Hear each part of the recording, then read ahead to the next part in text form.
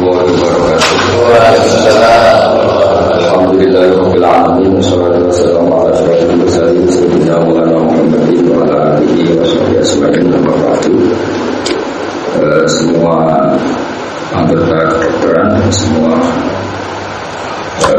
perawat, semua yang berjasa di bidang kesehatan yang saya hormati, utamanya Dr. Sutrisno. Di sini ada Dr. Agung, Dr. Ahmad Snorongweni, ada Dr. Rini Jundika, ada Dr. Wasito, ada semua di sini. Ada Dr. Rofi, ada Dr. Askan, semua yang saya hormati. Sebagaimana mukadimah dari siapa? Dr. Kasil. Dr. Kasil. Ini Kasil sungguh ini. Juga Kasil Katul Kiai. Katanya dokter juga manusia, sudah tahu lah. Tapi begini, ada 3 referensi dari kitab-kitab yang saya pelajari tentang ilmu kedokteran. Tapi saya tidak masuk terlalu jauh pada bidang yang tidak saya tekuni. Tapi saya mau cerita dulu, saking tawakalnya Nabi Musa. Kita baca teksnya aslinya di kitab Ihya. Saking tawakalnya Nabi Musa, ketika sakit itu tidak mau berobat. Dan bangsa Israel karena mulai dulu terpelajar sudah tahu sakit itu obatnya seperti ini. Mungkin bedanya dulu tidak perlu ke puskesmas, tidak perlu ke apotek, tidak perlu bayar. Karena dulu zaman orang ikhlas. Jadi kalau obati ya tidak perlu bayar. Yang jadi dokter juga tidak perlu merasa harus dibayar. Memang dulu era ikhlas. Sekarang kalau ikhlas jadi ribet. Akhirnya penyakit itu tidak sembuh-sembuh. Sampai lama tidak sembuh-sembuh. Dan ketika Nabi Musa menjustifikasi dirinya bahwa dia atas nama tawakal, oleh Allah ditegur, apakah kamu Musa ingin membatalkan, ingin meng-cancel, ingin menggagalkan hikmah yang saya buat. Jadi intinya ada bahan tertentu yang dari awal didesain Allah untuk obat tertentu. Sehingga kalau kamu tidak percaya fungsi-fungsi itu sebagai obat, berarti Anda tidak percaya hikmah yang saya ciptakan. Sehingga cerita akhirnya Nabi Musa harus meminum obat itu dan menjadi sembuh. Sehingga itu dibabkan oleh Imam Ghazali bahwa at-tadawi la yunafi tawakkul, bahwa berobat itu tidak berlawanan dengan tawakal. Tapi ada cerita kedua juga di beberapa khazanah itu masih tentang Nabi Musa. Suatu saat beliau sakit gigi. Ya namanya orang sakit ingin berobat. Tanya sama Allah, dikasih resep, disuruh ngunyah rumput tertentu. Dan itu jauh sekali dari tempat Nabi Musa. Setelah beliau datang ke tempat itu dan mengunyah rumput itu sembuh. Suatu saat Nabi Musa itu sakit lagi. Gak konsultasi lagi dengan Allah, tapi langsung punya rumput itu, tapi tambah sakit. Hanya protes sama yang bikin resep, yaitu Allah. Dalam hal ini Allah, bukan dokter, langsung Allah. Ya Allah ini sesuai resep jenengan, kenapa tambah sakit? Tapi kata Allah, dulu kamu percaya saya, sekarang percaya rumput. Ya sudah, minta obat sama rumput. Jadi akhirnya ya sudah seperti itu. Jadi ini pelajaran bagi kita bahwa obat ya tidak segala-galanya, bahwa tawakal juga jangan menjadikan kita tidak berobat. Itu khazanah yang saya baca dari kitab Al-Ihya dan beberapa kitab. Terus ketiga, kelirunya kita sebagai manusia itu biasanya fokus itu kalau di agama itu malah salah. Bukan salah fokusnya, tapi salah mengabaikannya. Misalnya begini, gara-gara ada COVID misalnya, semua orang tergerak untuk supaya COVID itu tidak menjalar, tidak banyak makan korban. Padahal kalau kita fair, potensi kalau yang kita takutkan adalah kematian, potensi kematian karena chaos sosial, karena kegaduhan politik, atau karena gempa, atau karena tsunami itu banyak sekali. Sehingga barokahnya mengerti potensi-potensi itu semua. Meskipun kita ngurus COVID juga harus ngurus kestabilan ekonomi politik. Karena kalau yang kita takutkan kematian, semua kesalahan manajemen dalam mengatur konflik, kesalahan nata alam ini juga bahaya. Sehingga dengan demikian kita akan stabil, jangan semua energi diarahkan ke sana. Ini takutnya ada gaya yang lebih dasar karena geososial, karena ekonomi atau karena politik. Di sini dibutuhkan kearifan untuk mengelola bangsa ini. Sehingga karena tidak mau terjebak ke tema tertentu. Agama yang mengajarkan kita, kata Allah, saya ini bukan kata Allah yang setiap saat bumi yang kamu pakai saat tenggelamkan. Kalau bahasa modern sekarang disebut likuifaksi. Amin tuman bisama ayakhsifa bikumul ardo kaidayatamu. Bumi yang kamu injak bisa saja setiap saat likuifaksi dan Anda akan hancur semua tenggelam. Amin tuman bisama ayusila alikum hasiba. Atau meteor-meteor yang di langit setiap saat jatuh dan Anda juga akan mati semua. Atau sistem alam ini saya hancurkan dan Anda juga akan mati semua. Sehingga ketakutan ulama itu mungkin ini yang beda dengan ketakutan dokter. Kalau dokter rame-ramenya pandemi ya takutnya sama COVID. Kalau rame-ramenya geososial, orang politik ya takutnya geososial. Kalau orang ahli geologi mungkin lebih takut pergeseran bumi, lebih takut gempa takut ini. Tapi apapun itu ketakutan itu sah berdasar keilmuan. Memang semakin kita mengkaji satu disiplin keilmuan, kita akan tahu gaya-gaya alam atau gaya sosial atau gaya apa saja yang ada di sekeliling kita. Sehingga kenapa orang baca surat Tabarok menjadi spesial, di situ diingatkan terus. Di antaranya diingatkan kul ara'aytum in asbaha ma'ukum ghaurun faman ya'tikum bima'in ma'in. Kamu sekarang butuh air. Misalnya kita sudah menemukan obat atau vaksin anti COVID, tapi Allah menghilangkan air yang kita butuhkan. Kita mau apa juga? Bisa saja air itu setiap saat ghaurun itu hilang di telan bumi. Faman ya'tikum bima'in ma'in. Siapa bisa mendatangkan air itu? Belum lagi kita bicara oksigen. Jadi saya atau semua kiai, semua ulama yang mewakili agama, oke, kita sebagai manusia takut COVID, juga takut geososial, juga takut apa saja. Tapi semoga ketakutan itu menjadikan kita kembali kepada Allah yang jiun, Allah yang tahu. Kita menjadi tahu bahwa kita lemah, kita tidak siapa-siapa. Di dalamnya Dr. Kasil kita memang ya manusia, Ustaz juga manusia, dia juga manusia. Cuma bedanya mungkin saya lebih siap karena saya menghitung nyawa itu hanya sehari. Jadi saya tuh merasa hidup saya itu hanya sehari. Jadi nggak lama-lama.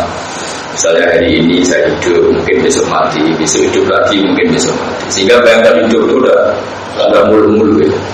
Memang atur aja gitu. Wa amali akhiratika karena kata mutuhutan. Kalau sudah beramal untuk akhirat, bayangkan Anda itu mati besok. Sehingga kata para ulama, kalau kamu sholat, seakan-akan itu sholat terakhir kamu. Kalau kamu sayang sama anak istri, juga seakan-akan itu sayang terakhir. Sehingga semuanya maksimal. Coba andaikan seseorang mau dihukum mati hari Senin, mungkin Ahad ini sangat maksimal dalam menyayang anak istrinya, dalam bersujud, dalam apa saja. Nah kita ini orang-orang yang membayangkan hidup itu panjang sekali, sehingga semuanya kita atur. Bahkan saat melawan penyakit pun kita lupa. Artinya kita lupa ini, kita melawan COVID itu bukan karena kita ingin menemukan obat dengan makna supaya sembuh, tapi kita memang benar-benar ingin hidup lama dengan bayangan yang mungkin negatif. Kalau hidup lama mungkin kita bisa punya rumah yang mewah, punya macam-macam. Ini yang tidak diinginkan Islam al-mutakatsir. Jadi bayangan hidup lama tapi dengan bayangan khayal. Tapi coba kita lebih ke yang lebih Islam, kalau bayangan hidup lebih lama supaya ibadah kita lebih lama, supaya sujud kita lebih lama, supaya manfaat kita lebih lama. Itu yang diinginkan Islam. Jadi ingin hidup lama ini bukan karena sebagian nafsu kita belum terturuti, tapi ingin lebih baik. Jika Nabi dalam sebuah hadis mengatakan, silakan kamu berdoa panjang umur, fa innal mu'mina la yazidu umruhu illa khairan. Karena orang mukmin bertambah umur pasti tetap tambah baik. Nah, tambah baik ini disarai oleh beberapa ahli hadis bahwa andai kan ada dalam keadaan sakit terus pun, mungkin itu yang baik karena itu menjadi kafarat dosa. Mungkin dalam pandangan keilmuan baru banyak ada orang sakit terus jadi penelitian ilmiah ini sakit apa diteliti, itu ya bikin banyak pekerjaan. Apalagi kalau ada penemukannya terus dia dapat umroh atau dapat penghormatan apa. Jadi semua yang diciptakan Allah itu harus dilihat akademik. Cuma pesan saya kepada semuanya bahwa fokus itu dalam hal ini itu Ya baik, tapi coba dipertimbangkan. Sebetulnya untuk menjaga dari semua bahaya itu, kalau kita bicara misalnya tanyakan ahli geologi, mungkin mereka tahu ini gerakan tanah sudah begini, karena nanti ahli laut ingin tahu ini abrasi setiap menit terjadi begini setiap tahun. Mungkin yang ahli meteorologi begitu, ini alam sudah begini, mungkin yang ahli apa. Dan semuanya yang di sekeliling kita ini, alam ini sebenarnya mengarah ke kehancuran, bukan menuju yang lebih baik. Sehingga orang-orang sufi dulu kalau hujan itu, kamu udah bisa nata dunia. Allah bikin dunia itu sebenarnya mau dihancurkan, itu istilah. Jadi desain dunia untuk dihancurkan. Artinya, buat kamu tata kayak apa, rakyat dunia ini menuju kiamat, bukan menuju yang lain. Sehingga orang-orang sufi dulu itu relax, karena tadi. Tapi barokahnya iman seperti itu bukan menjadi dapat, tapi begitu tergantung kepada Allah. Coba kalau Mars itu jatuh, planet Mars, kayak apa kita bisa? Sehingga Allah sering ingatkan, Inna wa yusikus samawati wal ardo antasila wal inzalata amsakahuma min ahadi min ba'di. Meteor tidak jatuh itu ya jasanya Allah. Bumi tidak gempa ya jasanya Allah, tidak likuifaksi. Padahal semua potensi itu ada. Bumi itu di bawah bumi ini ada magma, ada minyak, ada apa saja. Kemudian sistemnya, ekologinya sudah dirusak. Jadi kalau kamu takut COVID karena itu menjadikan kematian masif, itu lebih cepat gempa, lebih cepat tsunami. Juga tsunami sekian detik sudah 100.000 orang kemarin yang di Aceh. Nah, maksud saya dengan mengingatkan seperti ini bahwa dengan segala pandemi yang ada di dunia, dengan segala resiko yang ada di dunia, sebenarnya yang kita alami sekarang sudah luar biasa. Karena kalau mau mengendaki, gampang saja menghancurkan alam ini. Termasuk tadi dimulai dari menghilangkan air, kul awaitu min aswaha ma'ukum koron hamayatikum dimana. Ini mungkin nasihat umum, tapi bagus untuk didengarkan supaya semua orang itu tidak ujub. Jangan karena kita nangani COVID terus kita ujub seakan-akan kita paling berjasa menjaga kehidupan. Nanti yang bagian nangani keamanan, kestabilan sosial seakan-akan kita paling berjasa. Apa artinya sosial stabil? Sistem sosial baik, politik baik, tapi orang berpenyakitan juga mati. Dan juga sebaliknya, apa artinya badan sehat, tapi keadaan politik tidak baik, juga orang mati mungkin karena saling bunuh dan macam-macam. Apa artinya kesehatan baik, politik baik, tapi tauhid kita salah, sholat kita salah, terus kita berakhir masuk neraka. Terus kerennya apa? Makanya saya pernah ada seorang dokter bilang, Gus, tak kasih dokter honoris causa. Beliau saya tidak ada satu. Saya itu takut masuk neraka, masa dokter masuk neraka kan gak keren kan? Jadi artinya gini, kalau sudah berani jadi orang keren harus punya komitmen jangan masuk neraka. Malu kita sudah profesor, mubalak, ustaz ternyata masuk neraka. Itu Umar bin Abdul Aziz itu. Umar bin Abdul Aziz seorang khalifah yang diantara yang paling adil, sampai punya gelar ya Khalifatul Khulafa. Jadi khalifah itu ada 4, yang kelima paling adil disebut Umar bin Abdul Aziz. Beliau itu suka istri yang paling cantik, kalau pakaian yang paling bagus. Dia orangnya ambisius, kalau gelar ya sampai profesor, ya. Kalau sekolah ya sampai umroh. Pokoknya dia cari yang terbaik. Suatu saat dia itu menanggalkan itu semua, dan dia seorang presiden, seorang amil. Sidanya, mana mental kamu yang dulu ambisius, yang terus sekarang perfeksionis, dia semuanya harus suka sempurna. Tapi setelah dia jadi khalifah, jadi presiden, pakai pakaian yang lusuh, tiap malam bersujud, tiap pagi kantor nyari siapa orang miskin yang butuh bantuan, dan dia jadi orang yang sangat soleh.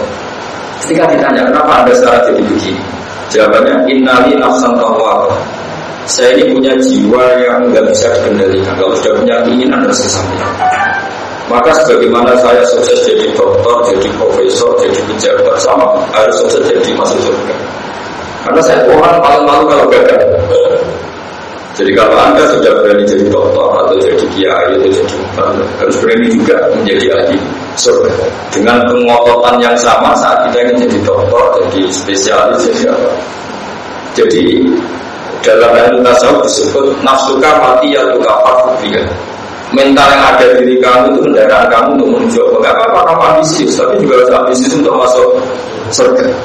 Jangan ambisius ingin jadi dokter, jadi profesor, jadi ketok, tapi ketika ibadah lembek sebenarnya. Siapa kamu punya mental tawadhu? Saya punya jiwa yang skeptis, ragu. Tapi jadikan keraguan Anda setiap ingin melakukan sesuatu jadi ragu melakukan maksiat, ragu melakukan korupsi. Jadi intinya kata orang-orang tasawuf, nafsuka mati atau kafar. Jiwa kamu itu, ya kendaraan kamu menuju Allah, maka kelolalah yang baik. Jika pahala tertinggi dalam Islam adalah menyelamatkan nyawa, maka selamatkan nyawa orang-orang yang kena COVID dengan niat bahwa menyelamatkan nyawa itu pahala paling besar. Nanti yang bagian polhukam atau bagian kepolisian atau bagian apa-apa, Indonesia tidak boleh dilaksanakan dengan demikian tidak ada pembunuhan, tidak ada konflik sosial. Usahakan itu sebagai ibadah kamu untuk menjaga tidak terjadi sabut jima, tidak terjadi pertumpahan. Begitu seterusnya. Kita punya uang, ada orang miskin, kita kasih makan dengan niat kalau tidak makan dia mati. Berarti kita berkontribusi supaya orang itu tidak mati. Sama, itu ibadahnya juga menjaga nyawa. Itu yang dikatakan Allah. Bila jika katabna ala bani Israil annahu man qatala nafsan bi ghairi nafsin fakannama qatala nasa jami'a wa man ahyaha fakannama ahyan nasa jami'a. Siapa yang berkontribusi menyelamatkan nyawa satu, maka sama juga menyelamatkan nyawa seluruh dunia. Karena orang yang kamu rawat, yang para dokter rawat, dia mungkin kepala keluarga yang kalau sembuh akan menghidupi satu keluarga. Atau dia anak kecil yang jadi semangat keluarga itu kalau dia hidup satu keluarga punya semangat. Kenapa butuh kiai? Padahal dia itu tidak tangani medis, karena dia ini yang menjaga ritme tauhid, ritme bahwa irama kita hubungan dengan Allah jangan sampai ketika diuji terus muamalahnya dengan Allah, ketika diuji hubungannya dengan Allah. Karena kita harus tetap menjaga tauhid bahwa kita tidak ada, kemudian ada, dan arahnya pasti menuju tidak ada. Kalau dengan kondisi kita hanya mustakhir, kita ada ya tidak karena beda kita sakit ya tidak beda kita mati tidak beda kita. Jadi kita tahu bahwa hidup ini masya Allah karena malamnya salamnya hidup itu terserah Allah bukan terserah kita. Barokahnya ngerti itu, kemudian kita tawakal, kita sungkem ning pangeran, kita sujud, kita baik. Jadi apapun itu saya mohonnya bahwa jadikan apa yang Anda tekuni, misalnya profesi, jadi dokter, menyelamatkan nyawa manusia itu ibadah. Sehingga di sini disebutkan harus dikawal oleh hukum fikih, ada kisos supaya orang tidak mudah bunuh karena hukumannya berat. Orang yang mampu harus memberi makan yang miskin juga demi menjaganya. Kestabilan harus kita jaga supaya orang bisa bekerja, bisa makan dan seterusnya. Terus ahli medis, ahli gizi membuat list ini makanan yang manfaat, ini yang makanan yang manfaat juga demi menjaganya manusia. Dan begitu seterusnya. Sehingga barokahnya ngaji seperti ini kita akan tambah dekat pada Allah Subhanahu wa Ta'ala. Ini saya baca teks supaya jadi inspirasi untuk semua yang nangani COVID atau nangani penyakit lain atau nangani problem sosial yang lain. Karena sama, kita ingin menyembuhkan orang sakit juga demi menjaga. Sama, kita ingin menjaga stabilitas Indonesia juga supaya tidak ada chaos, tidak ada perahara yang menghilangkan nyawa. Di sini di kitab saya di halaman 380 juz 4 kitab Fiqh. Nah, di sini diantaranya dijelaskan wada tarodatul ulama. Di sini disebut anna Musa alaihissalam mi'talla bi'illatin fadakhala ali banu Israila fa'arafu illatahu wa faqalu lahu law adawaita bikada labarita. Jadi ketika Nabi Musa sakit dijenguk komunitas Bani Israel, mulai dulu orang Israel memang sudah maju. Mereka bilang kalau ada mereka tidak ada labarita, kalau kau berubah dengan obat ini pasti kau akan sembuh. Fakola la abada wa hatta yu'afiyani wa min ghairi jawab. Saya tidak akan berubah sehingga Allah menyembuhkan saya tanpa harus berubah, karena Allah ala kulli syai'in qadir, Allah mampu melakukan apa saja. Fakola illatu. Kemudian penyakit itu tambah menjalar, tambah sakit. Orang-orang Israel datang lagi. Fakola lalu inna dawa hadillah ma'rufun mujarrad. Jadi mulai dulu yang namanya obat itu syaratnya harus dua, ma'ruf dan mujarrad. Penyakit Anda ini bisa diobati dengan obat yang sudah dikenal di kalangan medis, mujarrad dan sudah diuji coba. Jadi mulai dulu aturan obat memang harus sudah diuji coba mujarrad. Makanya di kalangan kiai itu yang rotok-rotok dukun itu kitab namanya mujarrad. Itu dunia kayak terkenal sekali kita bicara berubah memang syaratnya apa? Berubah itu harus dalam terbukti. Wanita nada wabi pada pro. Kita sudah sering menggunakan itu dan kita sembuh. Makanya sekarang ada uji coba, uji klinis. Terus ada relawan yang diuji coba karena memang ukurannya harus bicara wanita nada wabi pada pro. Fakola kata Nabi Musa lah nada wabi. Saya akan berubah. Terus di sini dijelaskan fa'awhawa ta'ala ilaihi karena Nabi Musa seorang nabi diberi wahyu wa izzati wa jalali la abrotuka hatta tatadawa bima dakaru laka. Jadi ini nabi juga harus kata medis. Kata Allah, demi keagunganmu kamu tidak akan sembuh sehingga kamu mengkonsumsi obat yang diresepkan para dokter itu. Jadi kadang-kadang ya itu harus duduk sama dokter. Ya kali ini saja jangan sering-sering. Jadi jelas kalimatnya itu wa izzati wa jalali la abrotuka hatta tatadawa bima dakaru laka. Dakar itu kalau dalam ilmu nafsu itu yang mereka resepkan ke kamu. Jadi kamu harus konsumsi obat yang diresepkan oleh para dokter. Terus Fakola lalu dahuni bima dakartum. Setelah itu Nabi Musa bilang, wahai para Bani Israel, silakan sekarang saya obati dengan apa yang kalian resepkan. Fada wahu fabar. Mereka mengobati Musa dengan resep itu, kemudian dia sembuh. Nah, ketika dia sembuh, Nabi Musa itu kan bawaannya protes karena orang Israel dia bawaannya protes. Fa'u jatah binafsihi min dalik. Lalu Nabi Musa itu gamang. Ini Tuhan katanya ala kulli syai'in qadir, menyembuhkan saya harus lewat obat. Jadi mulai dulu dia karena didikan tauhid, agak tauhid mungkin garis keras atau garis lurus tidak tahu, pokoknya tauhidnya itu agak keras. Ini Tuhan mau menyembuhkan saya harus lewat dokter, harus lewat konsultasi, harus lewat obat. Ada Allah ala kulli syai'in qadir, Allah itu kuasa. Makanya kalau jasati nafsihi min dalik, dia agak berdumel, kok gitu, ngapain gitu, ngomong bisa tambah itu semua.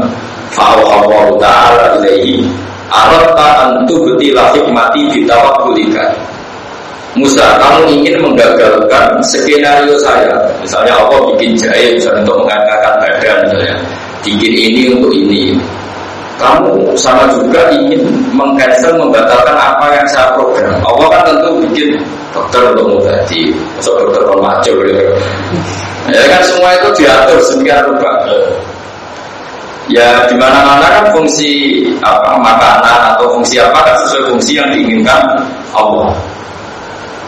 Nah, kalau kamu anti berobat berarti anti hikmah atau anti fungsi, menggagalkan hikmah yang tidak seharusnya. Akhirnya Nabi Musa ini yang tawakal itu bukan harus berhadapan dengan medis juga tidak harus menghilangkan tawakal. Karena ketika kita berubah sebetulnya hanya kita pakai sesuatu yang oleh Allah memang didesain untuk penyembuhan. Jadi makanya terus Nabi Musa dijawab oleh Allah, arata antu betilah hikmati kita waktu. Kamu jangan mentang-mentang Nabi kemudian Anda hanya tawakal, kemudian Anda membatalkan atau tidak percaya terhadap hikmah yang saya ciptakan pada sesuatu. Jadi intinya dari referensi ini kelihatan sekali bahwa berikhtiar itu tidak mengganggu tawakal. Tawakal juga tidak boleh sampai mengganggu ikhtiar. Nah, kemudian yang terakhir yang saya pesan ke semua tim medis, tetap sisi kelemahan manusia itu kita jaga. Tapi ya tidak harus medis karena Allah itu paling tersinggung ketika seseorang itu merasa kumur dulu. Karena tadi sudah saya katakan apa artinya kesehatan kita terjaga, tapi secara politik kita ada stabil. Akhirnya ada suatu hima, saling tikam, saling kios sosial. Begitu juga apa artinya politik stabil, semuanya stabil, tapi orang minum minuman yang memabukkan, artinya di luar sadar berdosa, di luar sadar membunuh, di luar sadar bahwa kecelakaan di mana-mana karena nyuper dalam keadaan mabuk. Apa saja yang menjadikan penjagaan nyawa manusia. Jadi di antara akidah sunnah itu hifdzun nafsi, bahwa jiwa manusia harus dijaga sedemikian rupa. Sampai narkoba diharamkan karena potensinya juga pembunuhan. Orang tidak niat bunuh gara-gara kena pengaruh narkoba, gara-gara kena pengaruh narkoba akhirnya ngawur nabrak orang lain. Dan begitu seterusnya. Begitu juga orang terlalu mabuk cinta, mabuk harta, itu juga orang-orang yang akhirnya menghalalkan segala cara. Gara-gara itu korbannya jadi dendam, jadi bias sosial. Apapun itu dari segi sosial manusia, belum sistem alam. Gara-gara kita terus rampakan ekosistem usaha alam ini bisa menjadi hancur. Makanya Allah sering ingatkan, amin tuman fisama ayakhsifa bikumul ardo faidahiyat amur, bahwa bumi yang kita injak, yang kita pakai ini juga bumi yang sangat rentan, karena di bawah ini ada magma, ada minyak, ada macam-macam. Yang potensinya itu hancur, bukan abadi. Jadi semua desain bumi ini potensinya malah hancur, bukan abadi. Sama potensinya alam langit itu jatuh, bukan diam di sana. Jika kita selamat sampai sekarang itu piro-piro, Jawa itu piro-piro. Sehingga Allah selalu ingatkan, kamu bersyukur sama saya. Kalau saya sudah ingin menghancurkan, kata Allah, kalau kamu pasti hancur semua. Karena dijatuhkan 1 meteor saja dari berada. Laut ditumpah, Jawa jadi abrasi itu jadi tsunami, sudah jadi berada. Jadi saya mohon, meskipun yang kita ada di sekarang COVID, sebetulnya bahaya mengancam manusia itu apa saja. Ini yang selalu diingatkan Allah di ayat Qul huwal qadiru ala ayyab'atsa 'alaikum adzaban min fawqikum aw min tahti arjulikum aw yalbisakum syi'a wa yudhiqa ba'dakum ba'sa. Katakan Allah adalah zat yang mampu dan setiap saat bisa menurunkan azab baik dari langit, misalnya meteor jatuh atau Mars jatuh, atau dari bumi, misalnya terjadi likuifaksi. Aw yalbisakum syi'a, atau Allah menciptakan kalian itu sistem sosialnya buruk sekali, sehingga kalian saling bunuh. Kita alhamdulillah tidak mengalami yang baik di Syria, di Irak, di mana. Itu meskipun orangnya nyun sewu gak kena COVID semua, tapi dengan sistem sosial baik itu korbannya juga. Makanya kita harus bersyukur bahwa monggo yang lembaga medis ini tadi COVID, yang Pak Polisi, yang kepolisian ini stabilan, yang Pak Tentara juga sesuai fungsi masing-masing. Kiai juga sesuai masing-masing, yang nanti mujarobat di monggo di peradaban mujarobatnya nanti nggak apa-apa, tapi semua ini untuk menjaga hablum minallah wa hablum minnas. Saya kira demikian, semoga ini bermanfaat. Nanti juga para dokter ini belajar nanti yang di Via ini supaya lebih pede bahwa mengobati pasien itu bagian dari syariat Islam. Ketika Nabi Musa menentang pengobatan berdasar tawakal, malah ditegur Allah, arota antu betil hikmati bitawakal. Kamu nggak boleh membatalkan hikmah yang saya ciptakan pada sesuatu itu. Jadi Allah, misalnya kamu badan yang diketahui orang awam, kalau badan kamu kedinginan, orang awam tahu harus minum jahe. Jangan juga mau minum. Maksudnya kalau Allah mau bikin hangat ya hangat sendiri gitu ya. Jadi ribet kan. Terus kata Allah terus bikin jahe gunanya apa gitu. Jadi saya kira demikian. Assalamualaikum warahmatullahi wabarakatuh.